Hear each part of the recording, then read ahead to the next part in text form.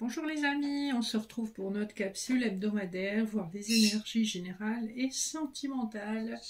Ce sera pour la semaine qui débute le lundi 26 mai 2025.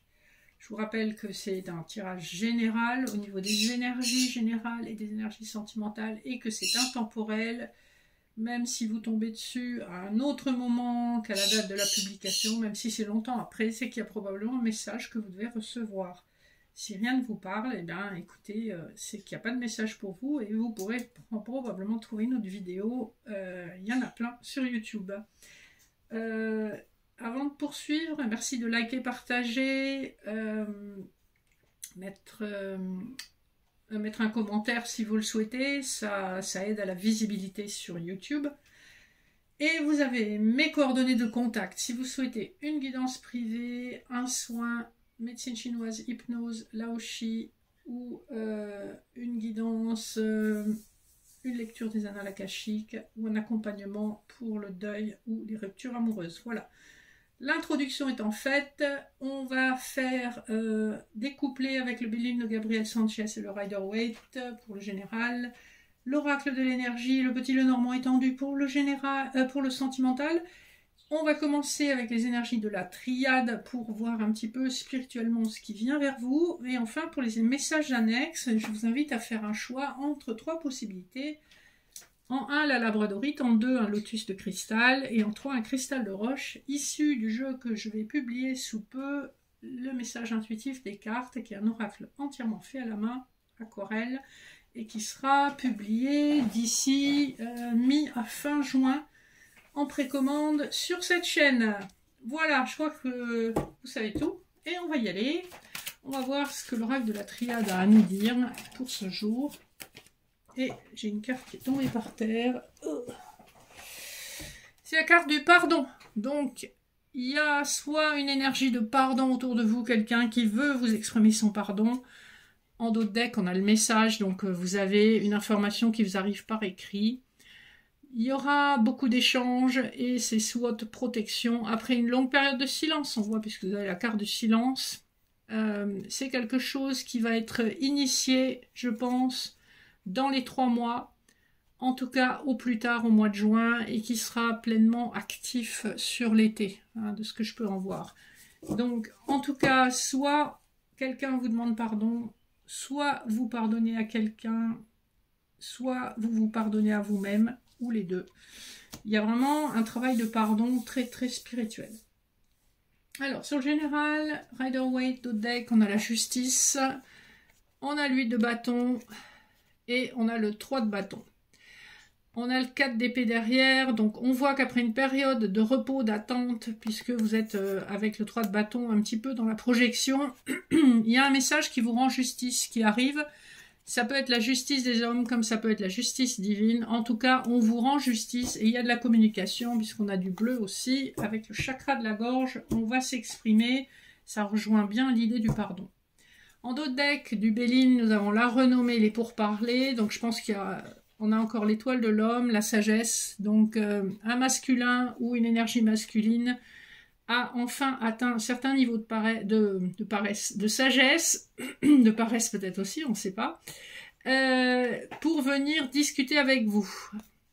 Je pense qu'il y a un lien sacré entre cette personne et vous. Vous voyez, on a beaucoup d'oiseaux. On a l'aigle, la colombe et la chouette.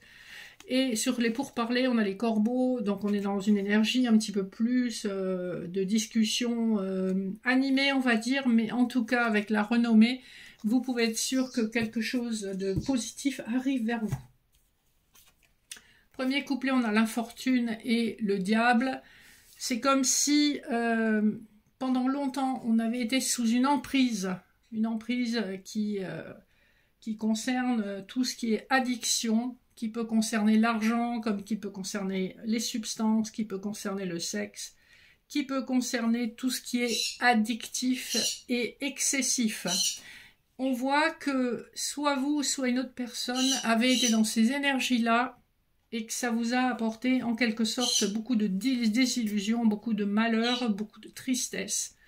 Et l'infortune parle aussi d'une grande stérilité dans une situation.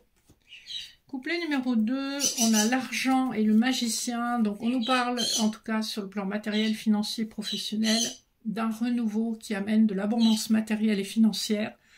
On voit que vous avez les capacités, les compétences, l'art aussi de convaincre avec le magicien. Le magicien est quand même un petit côté manipulateur.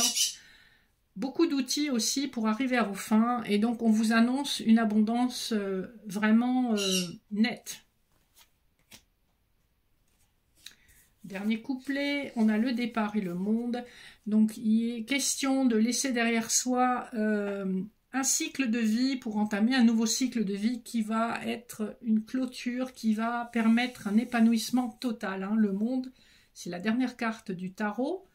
Avant qu'on reprenne la route avec le mat, donc le fou, le monde conclut un cycle et le monde vous ouvre les portes vers un monde nouveau, voire l'international, voire des endroits hors de votre zone de confort, hors de vos frontières habituelles. Avec l'hirondelle, on nous parle bien d'un départ vers de nouveaux horizons. Donc il y a beaucoup d'ouverture là cette semaine, après cette période de stagnation. On a un pardon qui arrive, on a des discussions, beaucoup de communication et un nouveau départ vers quelque chose de beaucoup plus positif. Il y a une reconnaissance générale de vos capacités. D'autres decks, du petit Lenormand, on a les souris qui nous parlent quand même d'anxiété et on a l'amour. On a de l'anxiété par rapport à un choix amoureux qui concerne une âme sœur puisque nous avons le petit chien. Et on a le fouet derrière, donc on nous confirme cette attirance. Hein, le fouet par l'attirance charnelle peut éventuellement aussi parler d'une personne du passé. On voit qu'il y a une relation karmique. On a à la fois le 11 et le 22. Et on a le 24, 2 plus 4 nous renvoie à l'énergie de l'amoureux. Donc on a bien une rencontre amoureuse qui arrive vers vous avec beaucoup d'anxiété pour vous. Ça va vous faire peur. Peut-être que ça va trop vite, peut-être que c'est trop intense. Il y a quand même quelque chose qui vous perturbe un petit peu. L'oracle de l'énergie montre qu'il y a une féminine qui est dans la réflexion et dans l'indécision justement par rapport à ce qu'elle doit faire. On nous parle encore d'abondance matérielle et financière, on nous parle de chemin spirituel à trouver à travers sa communauté peut-être. Hein. Donc on voit que les réseaux amicaux et sociaux ont de l'importance, c'est guidé et tout est juste, faites-vous confiance. On voit qu'il y a dans cette réflexion, il y a encore une petite période d'hésitation et de stagnation devant vous, sur le plan sentimental. Le couplet 1 nous parle encore de cette anxiété. On avait le stress avec les souris et d'une lettre que vous recevez. En tout cas, on voit qu'il y a un échange qui a mis du temps à venir et qui vous plonge dans l'incertitude, dans l'anxiété, dans l'angoisse et dans l'hésitation. Hein. On voit que dans cette situation, vous allez très probablement vous laisser guider par votre intuition, mais que vous avez besoin de digérer d'abord les informations qu'on vous communique. C'est des informations auxquelles vous ne vous attendiez pas.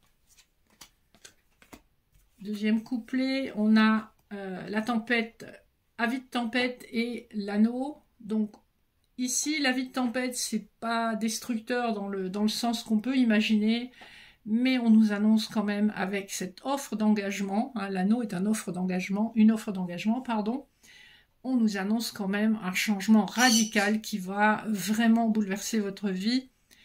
En plus de ça, vous avez le chiffre 10 sur cette carte hein, qui nous renvoie à la roue de fortune, donc il y a quelque chose qui va accélérer et c'est votre destin qui se met en marche. Le 25 nous renvoie au 7, 2 plus 5, 7, à l'énergie du chariot. Donc c'est quelque chose que vous n'attendez plus et qui arrive d'une manière un petit peu bousculante, un petit peu brutale, un peu inattendue aussi.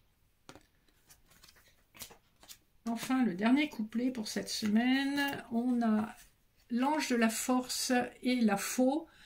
Encore une fois, on a l'énergie du 10, donc on a quelque chose, une vieille situation qui est définitivement coupée. Et on a beaucoup de force de caractère, beaucoup de charisme et beaucoup de détermination à trouver en soi pour valider cette situation et pour aller de l'avant.